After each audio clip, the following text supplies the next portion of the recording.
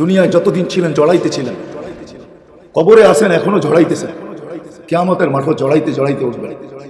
উঠবে যখন তখনও কাঁদতে কাঁদতে উঠবে। ইয়াকুম ওয়া ইয়াবকি, উঠবেন কবর থেকে তখনও চোখে পানি থাকবে। কিয়ামতের মাঠেও আমাদের জন্য চোখের পানি ঝরাইতে থাকবে। আল্লাহ বড় উচ্চ মর্যাদা দিয়েছেন।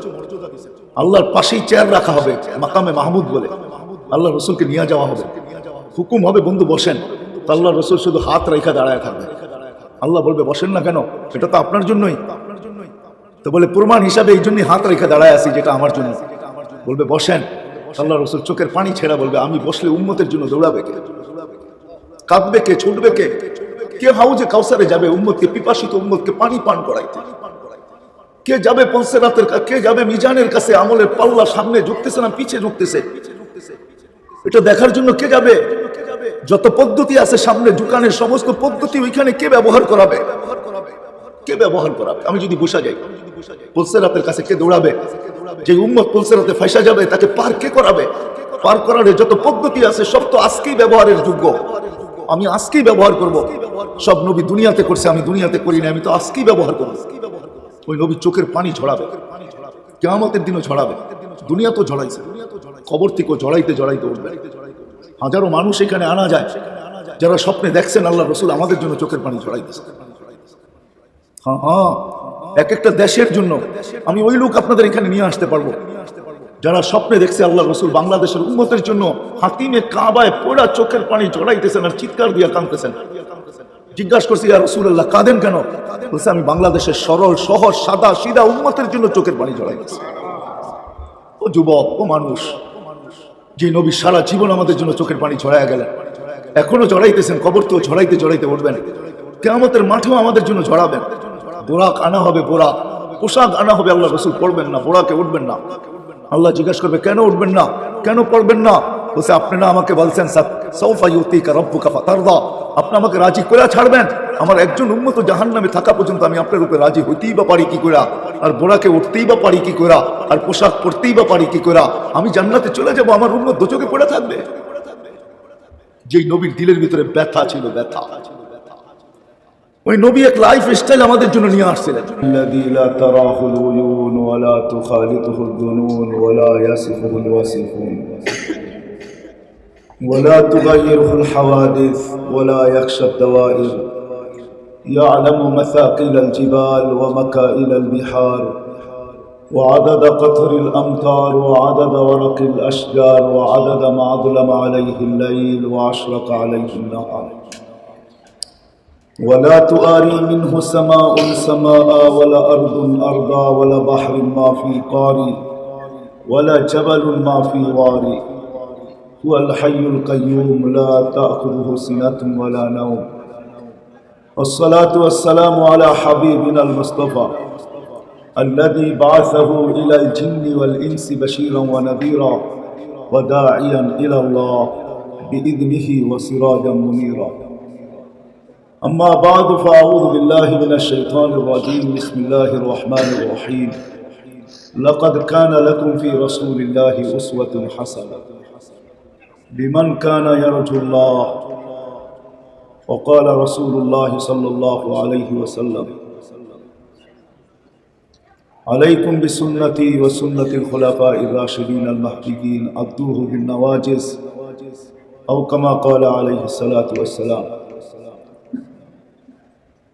দারুল উলুম নূরবাগের অর্থ মাহফিলের সম্মানিত সভাপতি, উপস্থিত উলামায়ে কেরাম, তুলাবায়ে ইলজাম,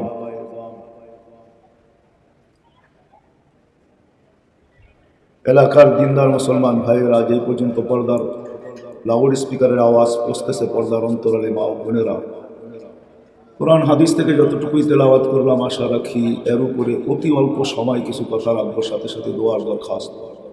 আল্লাহ আমাকে, আপনাদেরকে, সমগ্র মুসলমানকে সঠিক জিনিসকে বুঝা, শিখা এবং মানার তৌফিক দান করে। আসলে হযরত মাহমুদুল হাসান সাহেব মাদ্দাজিল্লুল আলীর কথার পরে সবাকে আর দীর্ঘায়ু করা আমি সমুচিত মনে করি না। হযরত বড় লম্বা সময় কথা বলছেন, এত লম্বা সময় কোথাও দেন না। জানি না নূরবাগের সাথে কি মহব্বত, হয়তো আল্লাহর মেহেরবানি ছিল এটা যে উনি বড় দীর্ঘ সময় হাদিসের দর্শে কোথাও গেলে এত লম্বা সময় কথা বলেন না, আর বয়সও হয়েছেন, কিন্তু আজকে আমাদেরকে অনেক দীর্ঘ কথা বলছেন। যদি আমরা লক্ষ্য করে থাকি তো কোনো সাইডটাই উনি ছাড়েন নাই, প্রত্যেক সাইডেই আমাদেরকে ইঙ্গিত দিচ্ছেন। কিন্তু বড়দের কাজ তো হলো ইঙ্গিত দেওয়া বা বোঝানো। বড় তো বড়ই হয়, কথা যদিও সাদা সিধা ছিল, সাজানো গোছানো ছিল না, কিন্তু আমি বিশ্বাস করি যদি এই কথাগুলোকে মানা হয়, যতটুকুই আমাদের বুঝে আসছে মানা হয়, তাহলে মনে হয় আমাদের মাথার ভিতরে এটাও সত্য, শুধু আমাদের টেকনিক্যাল জিনিসগুলোর ভিতরে ভাইরাস ঢোকে না। যেমন উদাহরণ দিলে বোঝা যাবে, আমাদের অ্যান্ড্রয়েড সেটে শুধু ভাইরাস ঢোকে না, কম্পিউটারে ভাইরাস ঢোকে না, আমাদের মাথায়ও কিন্তু ভাইরাস ঢোকে। আজকে আমাদের সবার মাথার ভিতরে ভাইরাস ঢোকা আছে, যার কারণে আমাদের বড়রা বড় পরিতাপের সাথে বলতে হয় 2020 এই বৎসরটাকে আমুল হোসেন বলা হয়, বড় দুঃখের বৎসর। যেমন করোনা সারা দুনিয়াকে চুরমার করছে, লক্ষ লক্ষ মানুষকে যেমন সিনায় নিছেন, তেমন আমুল হোসেন দুঃখের বৎসর। এই জন্য বলতেছি দুনিয়ার বুক থেকে বড় বড় আলেমদেরকে সিনায় নিয়ে আনেছে। বাংলাদেশ বড় বড় আলেমদেরকে হারাইছে। একজন আলেম হারায় গেলে যে কত বড় শূন্যতা পয়দা হয়, এটা আসলে বোঝার মতো ক্ষমতা আমাদের কাছে মনে হয় নাই। কিন্তু যারা বোঝে তারা বোঝে যে একজন আলেম হারায় গেলে, দুনিয়ার থেকে চলে গেলে কত বড় শূন্যতা হয়। এটা যাদেরকে বুঝ দিছেন আল্লাহ নিঃসন্দেহে তারা বোঝে, এবং শুধু বোঝে না, তারা অন্তরালে চোখের পানিও ঝরায় যে আল্লাহ কেন নারাজ হইলেন, আলেমদেরকে উঠায় কেন নিলেন। যা হোক 2020 বহুত আলেমকে উঠায় নিয়ে নিয়েছেন, যারা আছে এখনো আমাদের মাঝে। তার ভিতরে শীর্ষস্থানীয় মাহমুদুল হাসান সাহেব মুদ্দাজিলুল আলী। আর আল্লাহর একটা সিস্টেম আছে, নেয়ামতের যদি কদর করা হয় তাহলে আল্লাহ নেয়ামতকে আরো বাড়ায় দেন। বিদায়ী যারা ওলামা এখনো বেঁচে আছে তাদের কদর করা উচিত। আল্লাহ আমাদের সবাইকে কদর করার তৌফিক দান করেন। আমাদের মাথার ভিতরে একটা জিনিস আছে যেটা আমি বুঝাইতে চাইতেছিলাম। হয়তো জাতির কেউ কেউ ভাববে, অনেকেই ভাবে, আমরা ভাবি যে মাদ্রাসার শিক্ষা দিয়ে হবে কি, এই শিক্ষা বুঝলাম কবরে কাজ আসবে, কিন্তু দুনিয়াতে এরা কি করবে। আসলে আমি আমার মনকে সান্ত্বনা দিব, যদি কারো মনে এরকম কথা থেকে থাকে, কেউ যদি এরকম ভাইবা থাকেন, তাহলে আমি আপনাদেরকে প্রথম একটা যুক্তি দিব। আমাদের কমিশনার সাহেব বলতেছিলেন, আমার এখনো মনে আছে লকডাউন যখন শুরু হয় তখন মিডিয়ার ভিতরে অনেক ধরনের কথা চলতেছিল, সারা দুনিয়াও বলতেছিল বাংলাদেশে বড় বিপর্যয় ঘটবে। আমাদের দেশের কিছু লোক তাদের সাথে তাল মিলাইতেছিল আর বলতেছিল লক্ষ লক্ষ মানুষ মারা যাবে, কাফনও পাওয়া যাবে না, দাফনও করা হবে না। এরকম মনে হয় মিডিয়ায় বক্তৃতা আপনারা পাবেন। কিন্তু আলহামদুলিল্লাহ বাংলাদেশে সারা দুনিয়ায় যতটুকু ঢোল পিটাইছে তার চেয়ে লক্ষ ভাগের এক ভাগও বিপর্যয় ঘটে নাই। দ্বিতীয় হলো বাংলাদেশ সারা করোনাকে প্রতিরোধ করার ব্যাপারে দুনিয়া উন্নত বটে, আমেরিকা উন্নত বটে, ইংল্যান্ড উন্নত বটে, কানাডা উন্নত বটে, ইউরোপ উন্নত বটে, জাপান উন্নত বটে, কিন্তু দুনিয়ার একটা দেশও করোনাকে কন্ট্রোল করার ব্যাপারে বাংলাদেশের আগে যেতে পারে না। সবাই বাংলাদেশের পিছে, বাংলাদেশে কন্ট্রোল করার ব্যাপারে এক নম্বর, সবার আগে। সত্য তো? হ্যাঁ, আমি বিশ্বাস করব এটার পিছনে কারণ সরকারের ওই দূরদর্শিতা, ওই আন্তরিকতা, সময় মতো মসজিদগুলোকে খুলে দিছে, মাদ্রাসাগুলোকে খুলে দিছে, হেফজোখানাগুলোকে খুলে দিছে, মক্তবগুলোকে খুলে দিছে, যার কারণে আল্লাহর মনে হয় এই জমিনের সাথে বড় একটা রহমত, বড় একটা দয়া আগের থেকেই ছিল। সরকার সঠিক সময় খুলে দেওয়ার কারণে আল্লাহর এই রহমতের বহির প্রকাশ করছে। সারা দুনিয়া যে ঢোল পিটাইতেছিল করোনার ব্যাপারে, আলহামদুলিল্লাহ বাংলাদেশে তার শতভাগের এক ভাগ না, লক্ষ ভাগের এক ভাগও বাংলাদেশে ওই বিপর্যয় ঘটে নাই। কিন্তু আমাদের প্রতিবেশী দেশ দেখেন, দুনিয়ার যে কোনো দেশ দেখেন, আমাদের চেয়ে বেশি বিপর্যয়। আর করোনাকে কন্ট্রোল করার ব্যাপারে বাংলাদেশ সবার উপরে মাথা উঁচা করে দাঁড়ায় আছে। আমার একিন এই মসজিদগুলা খোলার কারণে, মাদ্রাসাগুলা চলার কারণে। আমি মহল্লাবাসীকে বলবো, আমরা ঘুমাই দেরিতে, উঠি দেরিতে, কিন্তু এই হেফজোখানার ছাত্রগুলা 4টার সময় উঠে। এরকম একটা হেফজোখানা না, বাংলাদেশের 12,000-এর উপরে হেফজোখানা আছে। এরা রাত্র 4টার সময় উঠে। তখন বাংলাদেশের আকাশের যে একটা রং বা কালার বা একটা অবস্থা থাকে, ওটা আমাদের ঘুমের ঘুরে চলে যায়। আমরা হয়তো বলি আজান দিলে তো নামাজের জন্য ছুটে আসি, আজান দিতে দেরি, ওই চাদরকে আকাশের থেকে সরাইতে আল্লাহ দেরি করেন না। আপনাকে দেখতে হলে 4টার সময় উঠতে হবে। তখন আপনি দেখবেন যে এই আকাশটা কিরকম, এই আকাশের উপরে কোন চাদর ছড়ানো আছে। বিদায় হেফজোখানার ছেলেগুলো 4টার সময় উঠে। আলেম ওলামারা রাত্রে উঠে চোখের পানি ঝরায়। এটা আপনি মানেন আর না মানেন। সিসি ক্যামেরা তো সবার ঘরে লাগানো নাই যে আপনি আলেমের পিছে সিসি ক্যামেরা লাগায় রাখছেন, ঘরের থেকে বসে আপনি মনিটরিং করতেছেন।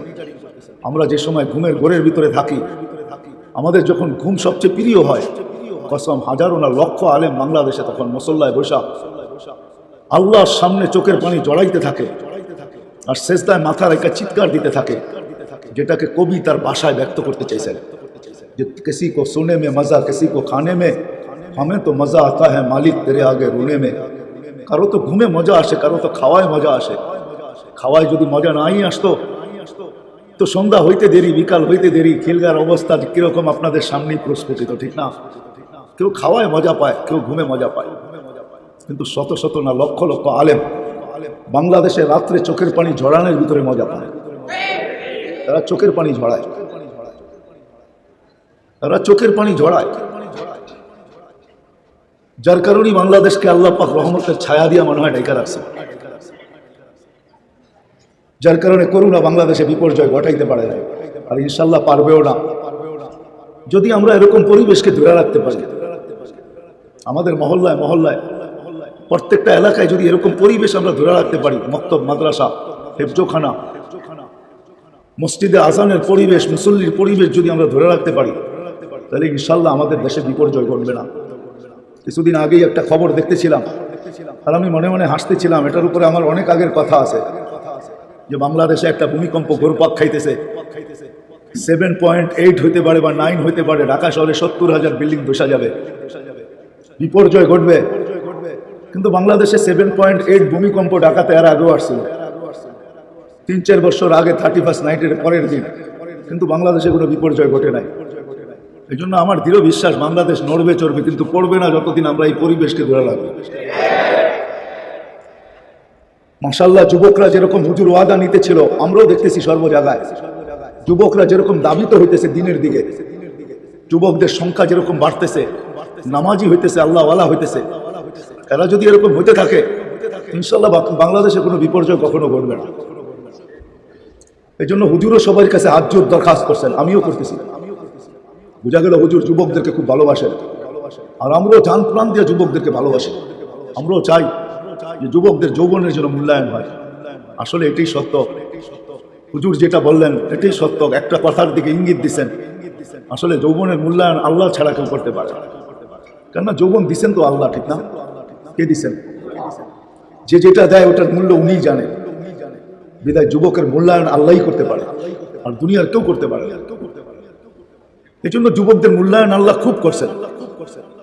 ওই হাদিসের দিকে যাওয়ার সময় নাই, আমি লম্বা করতে চাইতেছি, কিন্তু এতটুকু বলতে চাইতেছি, যুবক যখন সেজদায় যায়, আল্লাহ পুরা সৃষ্টির ফেরেশতাকে ডাইকা জিজ্ঞাসা করে, কুনদুরিলা হাদা সাব, এই যুবকের দিকে তাকা কি করতেছে? ফাকাত কুলতুম আতাজআলু ফিহা মান ইউফসিদু ফিহা ওয়া ইয়াসফিকুদ দিমা, তোমরা তো বলতে কেন বানাইবেন, দুনিয়ায় যাবে ফিতনা ফাসাদ করবে। তো আল্লাহ যুবকের দিকে তাকায়া বলে, ইশারা ইঙ্গিত করে বলে, দেখো তো কি করে।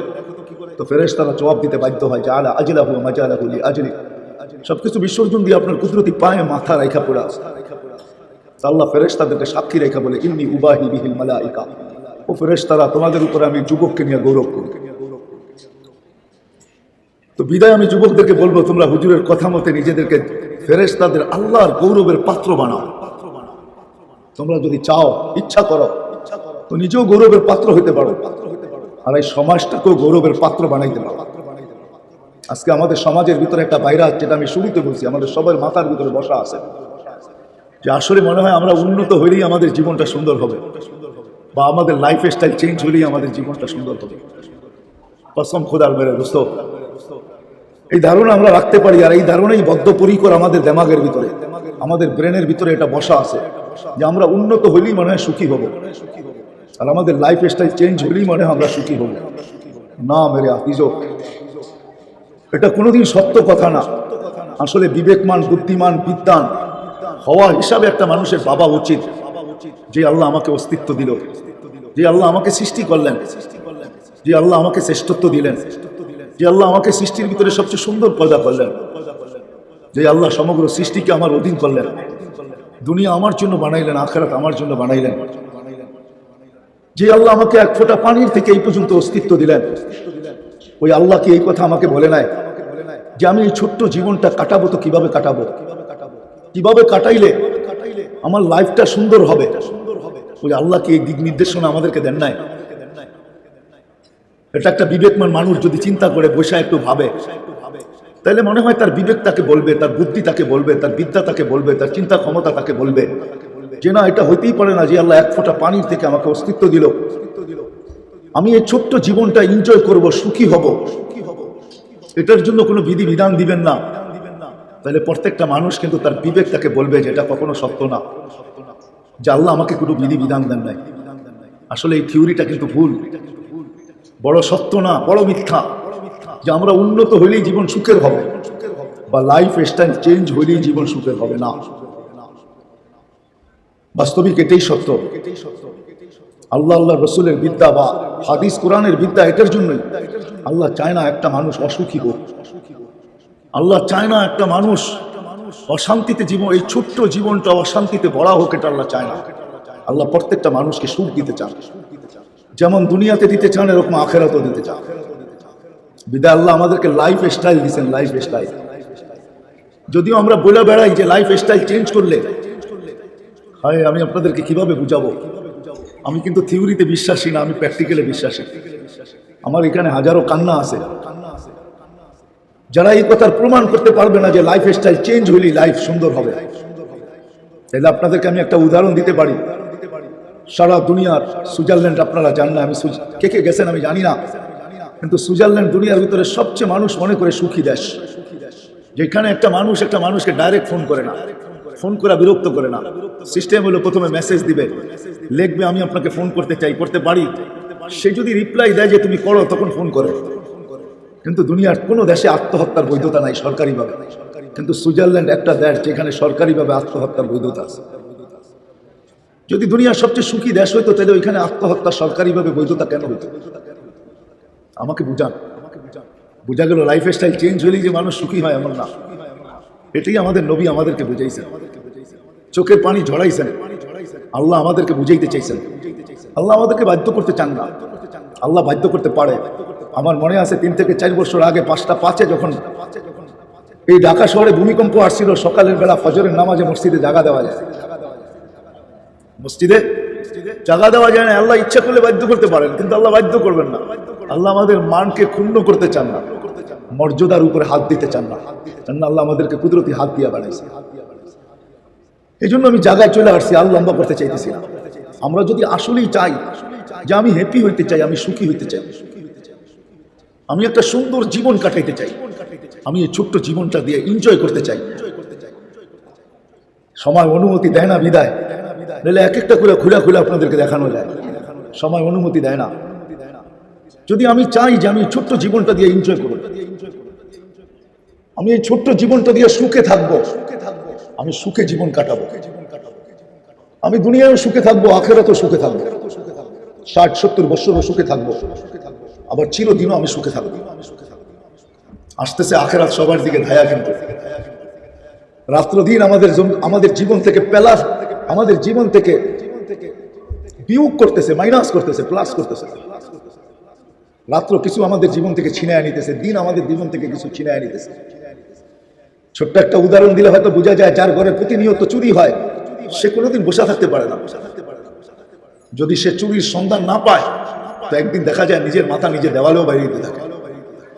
আমাদের জীবনের মুহূর্তগুলা কিন্তু প্রতিদিন চুরি হইতেছে। রাত্র কিছু চুরি করে আনিতেছে, দিন কিছু চুরি করে আনিতেছে, গড়ির কাটা টিকটিক করে কিছু কাইটা নিয়ে যেতেছে। আমাদের সবাইকে কিন্তু যে আখেরাতের দিকে আগে করতেছে। যদিও কবির কথা সত্য, আরবি কবি বলছিলেন বাচ্চা যখন বড় হয়, বড় হইতে থাকে তো মা বাবা বড় খুশি হয়। তা আরবি কবি বলতে চাইছিলেন যে আসলে এটা খুশির বিষয় না, ইয়াসুরুল মারউ মা যাহাবাল লায়ালি ওয়ালাকিন যাহাবুহুন্না লাহু যাহাবু। আসলে যদি বাস্তব বিবেক থাকতো তাহলে বাচ্চা বড় হইতে থাকে মা বাবার কান্না বাড়া উচিত ছিল যে আমার ছেলে তো প্রতিদিন কবরের দিকে আগে বাড়তেছে, আখেরাতের দিকে আগে বাড়তেছে। দুনিয়া তার থেকে দূরে সরতেছে, আখেরাত তার দিকে ধায়া আসতেছে, আগে আসতেছে। কিন্তু আসলে আমরা বুঝি না বিদায়, আমাদের চিন্তাধারাও ভুল, উল্টা।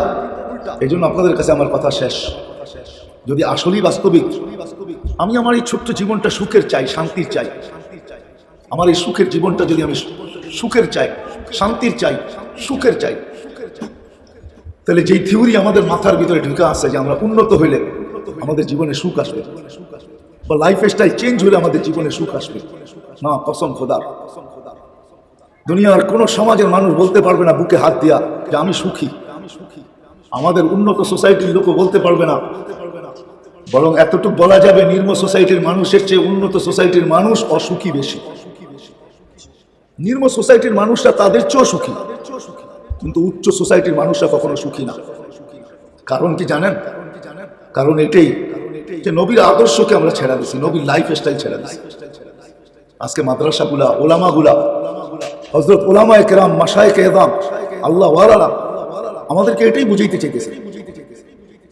ওনারা আমাদের হিতাকাঙ্ক্ষী, ওনারা আমাদের খারাপ চান না। যদিও আমাদের সমাজ ভাবে আমরা এদের খারাপ চাই, আমরা উন্নতির রাস্তায় বাধা না, আমরা উন্নতির রাস্তায় বাধা না, আমরা ওই উন্নতির রাস্তায় বাধা যে উন্নতি মানুষের জীবন থেকে সুখ কেড়ে নিয়ে নিবে। আমরা ওই উন্নতির রাস্তায় বাধা যে উন্নতি মানুষকে লাইফ দিবে না, যে লাইফ স্টাইল মানুষকে লাইফ দিবে না, আমরা ওটার বিরুদ্ধে, আমরা ওটার বিরুদ্ধে না। আপনি সুখে থাকেন, আমাদের দেখলে ভালো লাগবে। এই জন্য আসেন এই দারুল উলুমের পরিবেশ থেকে, নবীর হাদিসের পরিবেশ থেকে, বুখারী খতমের পরিবেশ থেকে আমরা আজকে ওয়াদা করব যে না, নবী আমাদের জন্য চোখের পানি জড়াইতে জড়াইতে গেছে। দুনিয়ায় যতদিন ছিলেন জড়াইতে ছিলেন, কবরে আসেন এখনো জড়াইতেছেন, কিয়ামতের মাঠে জড়াইতে জড়াইতে উঠবে। উঠবে যখন তখনও কাঁদতে কাঁদতে উঠবে। ইয়াকুম ওয়া ইয়াবকি, উঠবেন কবর থেকে তখনও চোখে পানি থাকবে। কিয়ামতের মাঠেও আমাদের জন্য চোখের পানি ঝরাইতে থাকবে। আল্লাহ বড় উচ্চ মর্যাদা দিয়েছেন। আল্লাহর পাশেই চেয়ার রাখা হবে, মাকামে মাহমুদ বলে। আল্লাহ রসুলকে নিয়ে যাওয়া হবে, হুকুম হবে বন্ধু বসেন, তো আল্লাহ রসুল শুধু হাত রেখা দাঁড়ায় থাকবে। আল্লাহ বলবে বসেন না কেন? এটা তো আপনার জন্যই। তো বলে প্রমাণ হিসাবে এই জন্যই হাত রেখা দাঁড়ায় আছি, যেটা আমার জন্য। বলবে বসেন, আল্লাহ রসুল চোখের পানি ছেড়া বলবে আমি বসলে উম্মতের জন্য দৌড়াবে কে, কাঁদবে কে, ছুটবে কে? কে হাউজে কাউসারে যাবে উম্মতকে, পিপাসিত উম্মতকে পানি পান করাইতে? কে যাবে পলসেরাতের, কে যাবে মিজানের কাছে? আমলের পাল্লা সামনে ঝুঁকতেছে না পিছে ঝুঁকতেছে, এটা দেখার জন্য কে যাবে? যত পদ্ধতি আছে সামনে ঝুঁকানের, সমস্ত পদ্ধতি ওইখানে কে ব্যবহার করাবে? কে ব্যবহার করাবে? আমি যদি বসা যাই পলসেরাতের কাছে, কে দৌড়াবে? যে উম্মত পলসেরাতে ফাঁসা যাবে তাকে পার কে করাবে? পার করার যত পদ্ধতি আছে সব তো আজকেই ব্যবহারের যোগ্য। আমি আজকেই ব্যবহার করব। সব নবী দুনিয়াতে করছে, আমি দুনিয়াতে করি না, আমি তো আজকেই ব্যবহার করব। ওই নবী চোখের পানি ঝরাবে, কিয়ামতের দিনও ঝরাবে। দুনিয়া তো ঝরাইছে, কবর থেকেও জড়াইতে জড়াইতে উঠবে। হাজারো মানুষ এখানে আনা যায় যারা স্বপ্নে দেখছেন আল্লাহ রসুল আমাদের জন্য চোখের পানি ঝরাইতেছে। হ্যাঁ, এক একটা দেশের জন্য আমি ওই লোক আপনাদের এখানে নিয়ে আসতে পারবো যারা স্বপ্নে দেখছে আল্লাহ রসুল বাংলাদেশের উম্মতের জন্য হাতিমে কাবায় পোড়া চোখের পানি ঝরাইতেছেন আর চিৎকার দিয়া কাঁদতেছেন। জিজ্ঞাসা করছি ইয়া রাসূলুল্লাহ কাঁদেন কেন? বলছে আমি বাংলাদেশের সরল সহজ সাদা সিধা উম্মতের জন্য চোখের পানি ঝরাইতেছি। ও যুবক, ও মানুষ, যে নবী সারা জীবন আমাদের জন্য চোখের পানি ঝরাইয়া গেলেন, এখনো ঝরাইতেছেন, কবর তো ঝরাইতে ঝরাইতে উঠবেন, কিয়ামতের মাঠেও আমাদের জন্য ঝরাবেন। বোরাক আনা হবে, বোরাক পোশাক আনা হবে। আল্লাহ রসুল পড়বেন না, বোরাকে উঠবেন না। আল্লাহ জিজ্ঞাসা করবে কেন উঠবেন না, কেন পড়বেন না? বলছে আপনি না আমাকে বলছেন সাউফা ইউতিকা রাব্বুকা ফাতারদা, আপনি আমাকে রাজি করে ছাড়বেন। আমার একজন উম্মত জাহান্নামে থাকা পর্যন্ত আমি আপনার উপরে রাজি হইতেই বা পারি কি করে, আর বোরাকে উঠতেই বা পারি কি করে, আর পোশাক পরতেই বা পারি কি করে, আমি জান্নাতে চলে যাব, আমার উম্মত দোজখে পড়ে থাকবে। যেই নবীর দিলের ভিতরে ব্যথা ছিল, ব্যথা, ওই নবী এক লাইফ স্টাইল আমাদের জন্য নিয়ে আসছিলেন। আমি একটা একটা করে দেখাইতে পারতাম আপনাদের, এক লাইফ স্টাইল নিয়ে আসছে, এক জিন্দেগি নিয়ে আসছে। আজকে নুরবাগের দাওরায় হাদিসে ওইটাই পড়ানো হয়, প্রত্যেকটা ক্লাসে ওইটাই পড়ানো হয়, ইফতা খুলবে এটাই পড়ানো হবে যে নবী এক লাইফ স্টাইল নিয়ে আসছে, আমাদেরকে উন্নত বানাইতে আসছেন, উন্নত। আজকে তো আমরা টেকনোলজির মাধ্যমে উন্নত, সাহাবা টেকনোলজি ছাড়া উন্নত ছিল। আপনি যদি মানেন তাহলে আপনাকে আমি বলতে পারি আপনি টেকনোলজির মাধ্যমে আজকে উন্নত, কিন্তু আপনার টেকনোলজির দৌড় কতটুকু, রেঞ্জ কতটুকু, কতটুকু ওই টেকনোলজির ফ্রিকোয়েন্সি। সাহাবা উন্নত ছিল। আলী রাদিয়াল্লাহু তাআলা ইশারা করতে দেরি 9,30,00,000 মাইল দূরে সূর্য থামতে দেরি করে। এটাও তো টেকনোলজি ছিল না, ছিল না টেকনোলজি? কি বলেন আপনাদের সব দিকে এটা টেকনোলজি হবে না কি? আমার কথা বোঝেন না? এটা কি টেকনোলজি হবে না? এটাও তো টেকনোলজি, ঠিক না? হ্যাঁ, এটাও তো টেকনোলজি। 9,30,00,000 মাইল সূর্যের দূরের সূর্যকে থামায় দিতেছে। আকাশে মেঘের কোনো ছায়া নাই, মেঘ নাই, থাকলেও একটা পাখির ডানার সমান, একটা সুতার সমান, কিন্তু পানি এই মুহূর্তে সাহাবীর প্রয়োজন, ওইটাকে ডাইকেই পানি বর্ষায় নিতেছে। এটা কি প্রযুক্তি না? এটা কি টেকনোলজি না? কোন টেকনোলজি আর প্রযুক্তি এরকম তৈরি হয়েছে যে ভূমিকম্প, টোকা দিলে ভূমিকম্প দূরীভূত হবে? আজকে আমরা টেকনোলজি আর প্রযুক্তি ব্যবহারের মাধ্যমে উন্নত, সাহাবা উইদাউট টেকনোলজি, উইদাউট প্রযুক্তি। আরে রাগ হয় না, আপনাদের পায়ে হাত রেখা বলি, আমি আমার পুরো এলাকাবাসীর সামনে পায়ে হাত রেখা বলতেছি, আমি এলাকায় বাস করি বিদায়। কয়জনের ঘর এরকম আছে বলেন যে স্বামী ঘরে ঢুকলো, স্ত্রী হাসতে হাসতে নাচতে নাচতে দরজা খুললো? বলেন, হাসতে হাসতে নাচতে নাচতে দরজা খুললো। প্রযুক্তি আর টেকনোলজি তো আমাদের ঘরে অভাব নাই, কিন্তু কয়জনের ঘরে এরকম দরজা খুললো যে হাসতে হাসতে আর নাচতে নাচতে দরজা খুললো? আলী রাদিয়াল্লাহু তাআলা আনহু 4 দিন পর্যন্ত চুলা জ্বলে না, চতুর্থ দিন রাত্রে যখন ঘরে ঢুকতেছে তো ফাতেমা রাদিয়াল্লাহু তাআলা আনহা দরজা খুলতেছে হাসতে হাসতে নাচতে নাচতে। সাররাত ওয়া তাবাসসামাত, সাররাত। এজন্য আলী রাদিয়াল্লাহু তাআলা আনহুকে জিজ্ঞেস করছে সবচেয়ে উন্নত উতি কে, জান্নাতি নারী কে? বলছে দাখালা জাওজুহা বাইতাহা সাররাত ওয়া তাবাসসামাত। ঘরে স্বামী ঢুকলো তো হাসতে হাসতে দরজা খুললো, নাচতে নাচতে দরজা খুললো, খুশিতে আটখানা হলো, সে তো জান্নাতি নারী। কারণ আলী রাদিয়াল্লাহু তাআলা আনহু দোয়া দিয়েছেন, এই দোয়া ফিরার মতো না, রাহিমাল্লাহু ইমরাআতান দাখালা জাওজুহা বাইতাহা সাররাত ওয়া তাবাসসামাত। হায় হায় হায়। এই জন্য আপনাদের কাছে দরখাস্ত, আল্লাহর নবী আমাদের জন্য এক লাইফ স্টাইল নিয়ে আসছেন, এক জীবন বিধান নিয়ে আসছেন, এক উন্নত জীবন নিয়ে আসছেন, যেটা প্রযুক্তি আর টেকনোলজির মাধ্যমে উন্নত হবে না, বাস্তবে উন্নত হবে। সাহাবারা বাস্তবে উন্নতি দেখাইছেন, প্র্যাকটিক্যাল না, থিওরিক্যাল না, প্র্যাকটিক্যাল উন্নতি দেখাইছেন, প্র্যাকটিক্যাল উন্নতি। সমাজের প্রত্যেকটা লোক উন্নত ছিল, পুরুষও ছিল, নারীও ছিল, এমনকি বাচ্চাও ছিল, যুবক তো ছিলই ছিল, প্রত্যেকটা লোক ওইখানে উন্নত ছিল।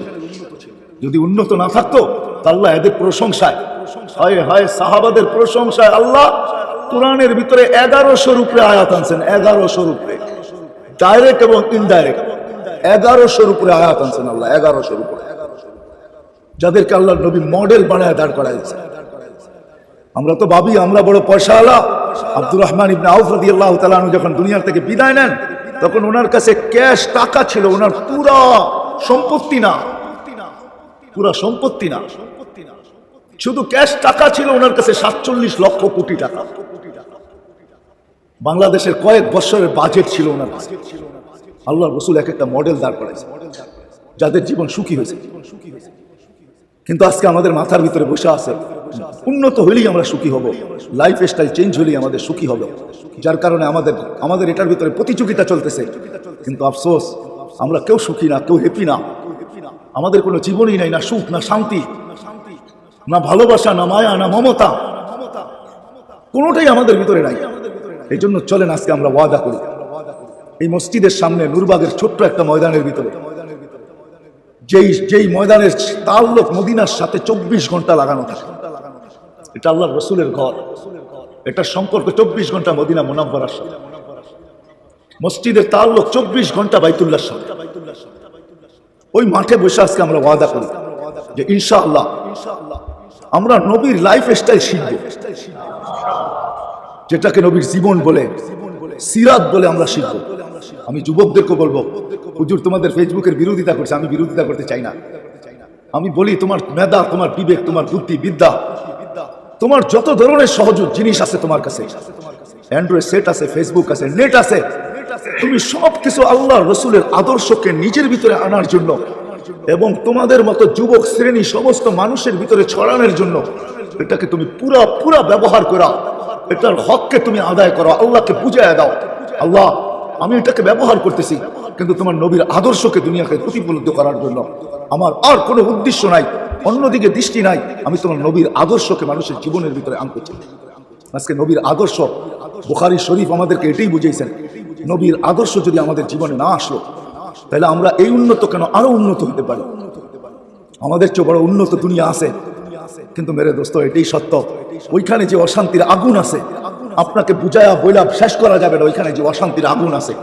আলহামদুলিল্লাহ, আলহামদুলিল্লাহ, আপনারা বলতে বাধ্য হবেন, আমার সাথে একমত হবেন, বলেন বাংলাদেশে যত বৃদ্ধাশ্রমে মা বাবা আছে ওটা কি নিম্ন শ্রেণী, মধ্য শ্রেণী আর নিম্ন শ্রেণীর লোকের? কাদের মা বাপ? কাদের মা বাপ? হ্যাঁ, উচ্চ শ্রেণীর লোকদের মা বাবা। শিক্ষা যদি আলো হইতো তাইলে ওই এডুকেটেড হয়ে মা বাবাকে কিভাবে বৃদ্ধাশ্রমে রাখা আসে? বলেন আমাকে, বুঝান তো, বুঝান। শিক্ষা যদি ওর আলোই হইতো তাহলে ওই মাকে কি করে ঈদের দিন বৃদ্ধাশ্রমে রাখা চোখের পানি ঝরায় মা, বাবা কিভাবে বৃদ্ধাশ্রমে থাকে? বলেন, বৃত্ত যদি মানুষের জীবনে সুখী দিত, শান্তি দিত, লাইফে দিত, তাহলে ওর মা বাবা বৃদ্ধাশ্রমে যায় তো যায় কি করে? উচিত তো ছিল গরিবের মা বাবা বৃদ্ধাশ্রমে যাবে, গরিবের কাছে সম্পদ নাই, সে মা বাবাকে পালবে তো পালবে কি করে?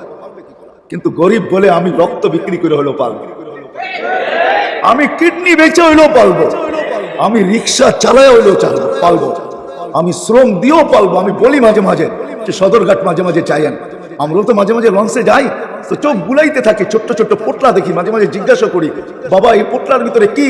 তো বলে 2টা কমলা, 2টা আপেল, 2টা এইটা, 2টা ওইটা। আরে তুই 2টা কিনলি কেন? বলে এখানে চাকরি করি তো, ছোট্ট বেতনের চাকরি করি, মা বাবা বাড়িতে আসে, এত কিনা তো সম্ভব না, তো 2টা কিনা নিলাম। বাড়িতে যায় মা বাবার সামনে রাখবো আর বলবো মা তুই খা, আমি একটু দেখি। এটাই নবীর আদর্শ ছিল, নবীর আদর্শের, নবীর ক্যারিয়ারের ভিতরে এটাই শিক্ষা ছিল। আজকে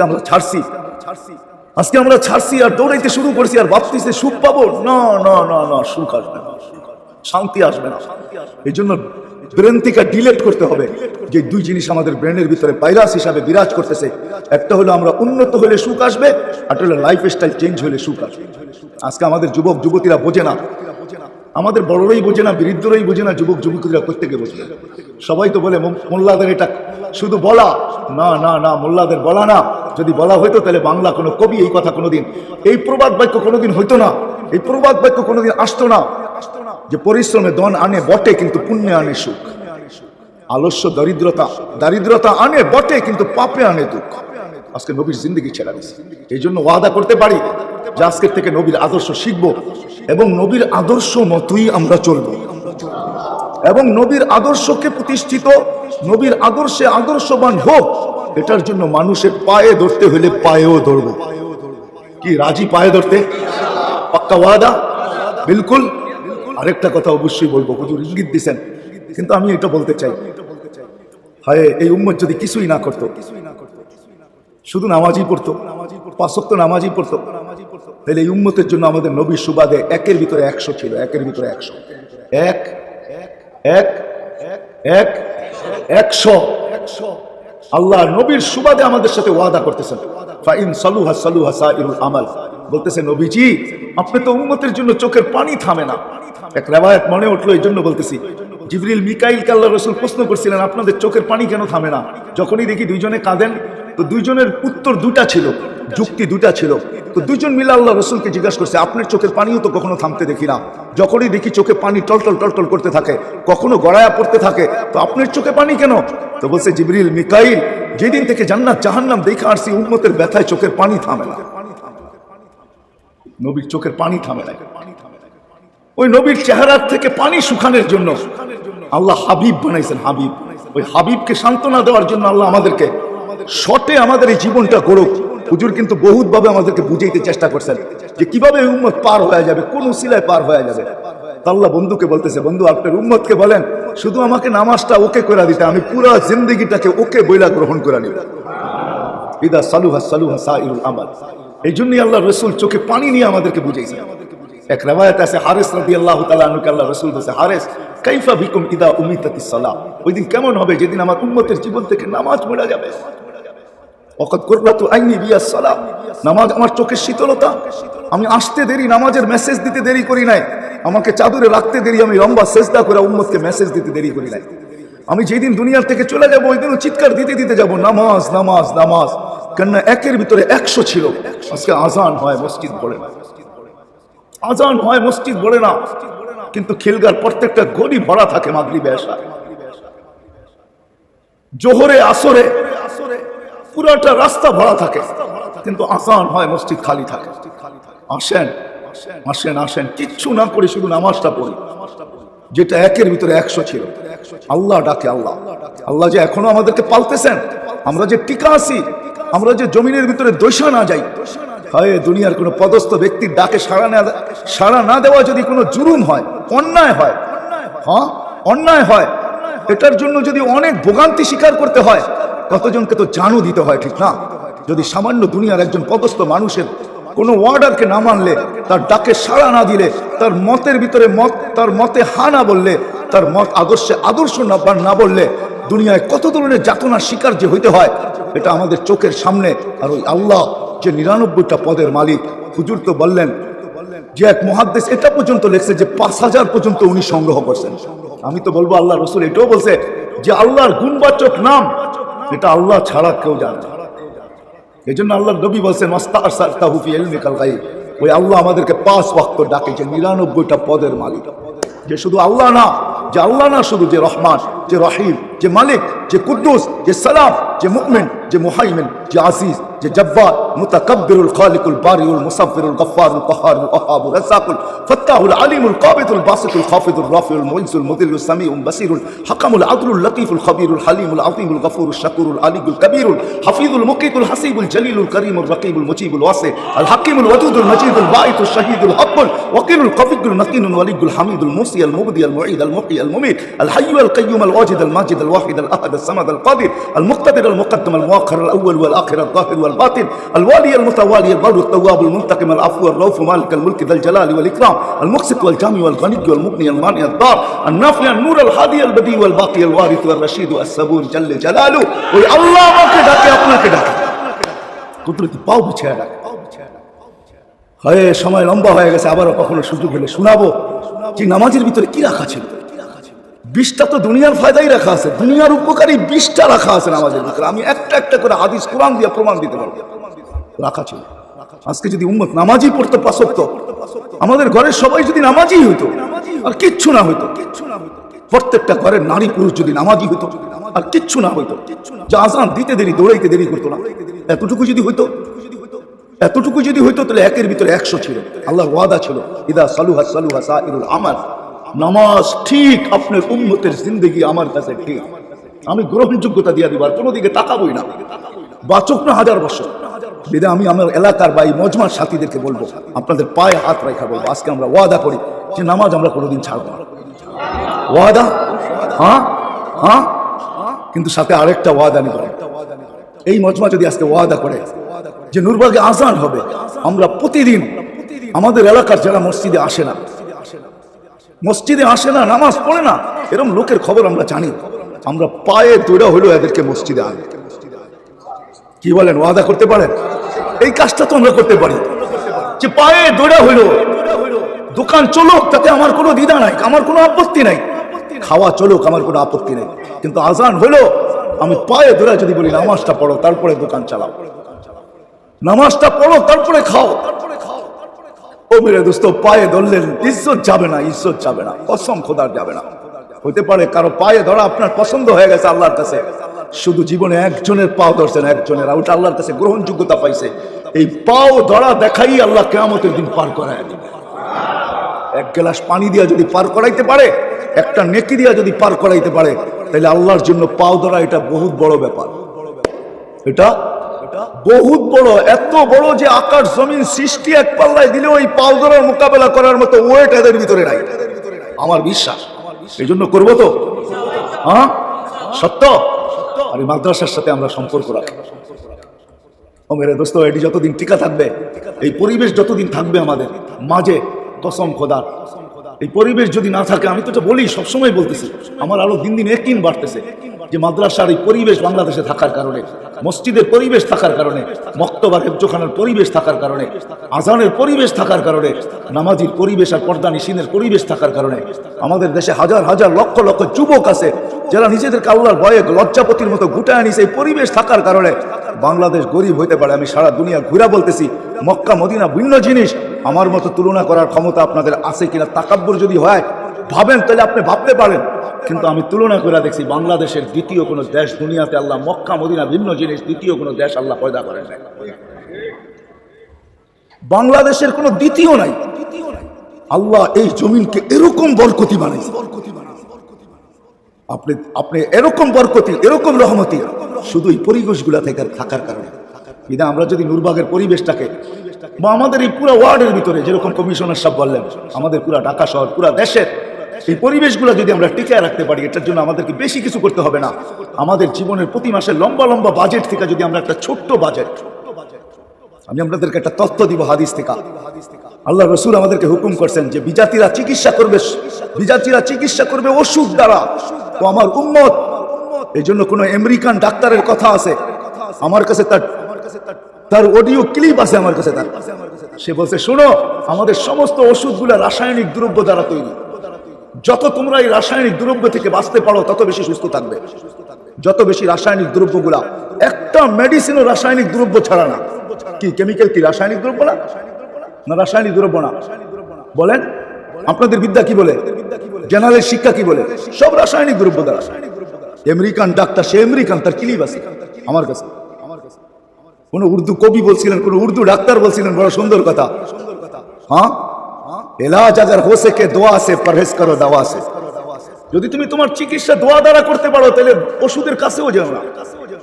আরেকজন কোন ব্যক্তি লিখছিলেন যে আগার এলাজ হো সকে গিজা সে পরহেজ করো দাওয়া সে।